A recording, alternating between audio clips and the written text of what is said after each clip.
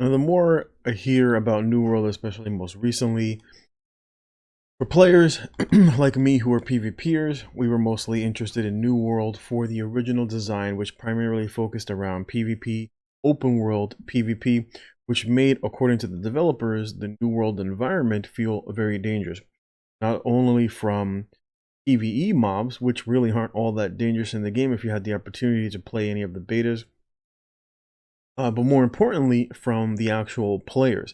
And like I said in numerous videos that I talked about when it comes to PvP, especially with New World, is that when it comes to content creation, what makes it so difficult about recreating the dynamic content that PvP brings about it is that typically you're fighting an AI. And once you understand how that AI works, most battles, especially when it comes to dungeons and boss dungeons, once you understand the mechanics, it really becomes really easy and monotonous. But that is not the question when it comes to the player versus player environment, because you never know how each player from person to person to person is going to react. Some people might panic and not know what to do and provide for an easy kill. Other opponents might prove to be the most dangerous foes that you might come across, basically making you a more skilled player depending upon who you come across. Like the old saying, iron sharpens iron. But unfortunately from New World went the way of more of a PvE casual friendly game, diminishing their PvP for the sake of PvP, right? So PvP basically got tossed by the wayside in favor of people who are a little bit more casual on the side and wanted to basically attack mobs. We're going to listen to the most latest update from the developer, and then we're going to talk a little bit about more going forward.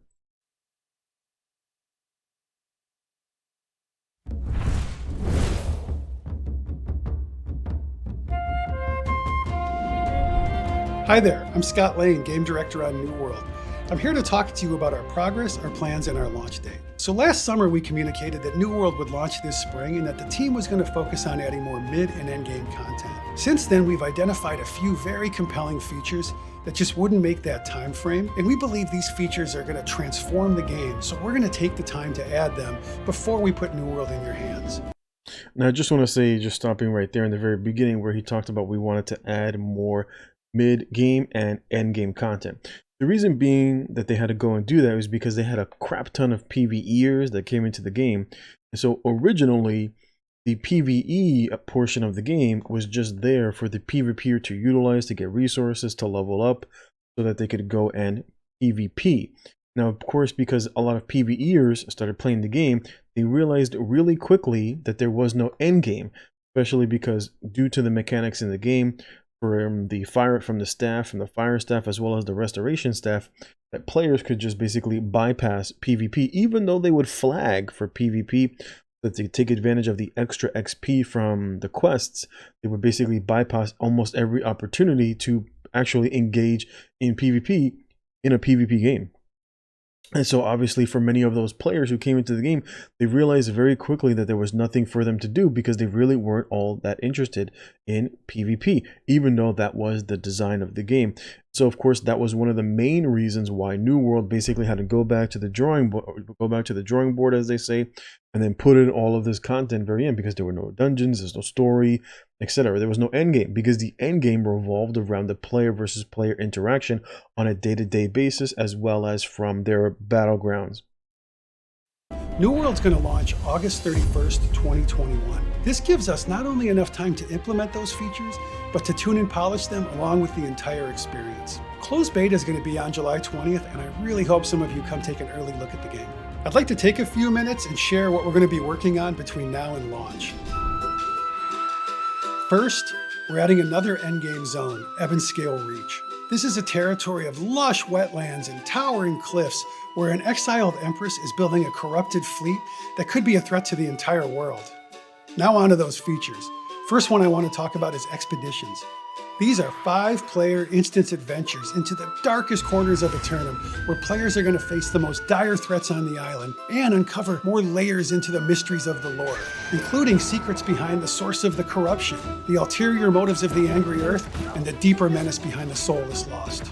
So now I'd like to tell you just a little bit about Outpost Rush. Outpost Rush is an endgame mode that calls players to a primordial river basin filled with forgotten ancient technologies and hidden sources of the powerful and volatile Azoth.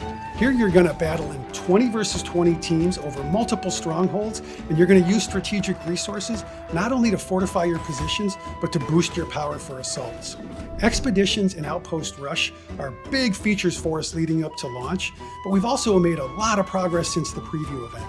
I'm sure some of you have played or seen Reekwater, an endgame zone we added. We've also added fishing, we've done a full revamp to crafting, we added hundreds and hundreds of weapons and gear pieces, we've really improved combat, and we've added a lot of quest variety. All of this is in direct response to your feedback from the preview. And let me tell you, there's a lot more Feedback from the PvEers to come. For those of you who played in the preview event, I think you're really going to enjoy the changes and additions we've made. Getting our mid and end game right is critical to the game experience, and adding new features, it takes time. At the end of the day, shipping a high quality, polished experience is our top priority, and we plan to do just that.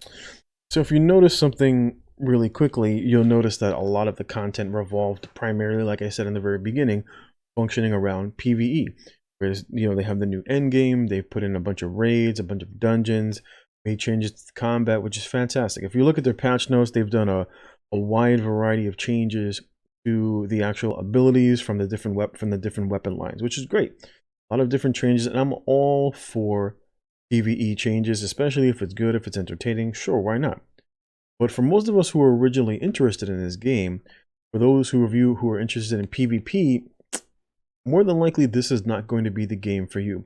Originally, like I said in my old video, where basically what broke this entire game was the hack and slash, primarily the mini CC that you would eat whenever someone would basically hit you with a light attack. So that's why you saw so many people running around with dual wield, because dual wield had the fastest single target attack. So you could basically just sit there and hit someone over and over and over again. The person would just get stunned, and you'd eventually run out of stamina and you would die. Eventually, of course, that did get changed, but not the mechanic in terms of the CC portion.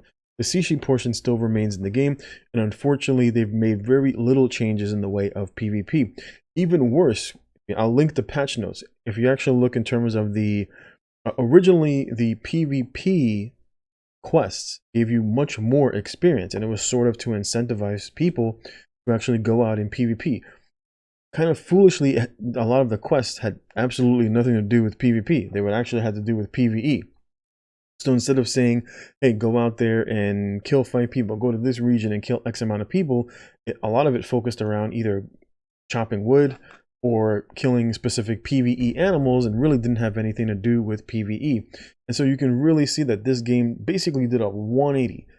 Originally designed for more of a survival PvP game, and it's basically turning into your generic MMO PvE game that more than likely is not going to last very long. The reason being is because a lot of the content when it comes to PvE has to come out very quickly, because like I said in the very beginning, once you do the dungeons, once you gather everything, what is there left to do?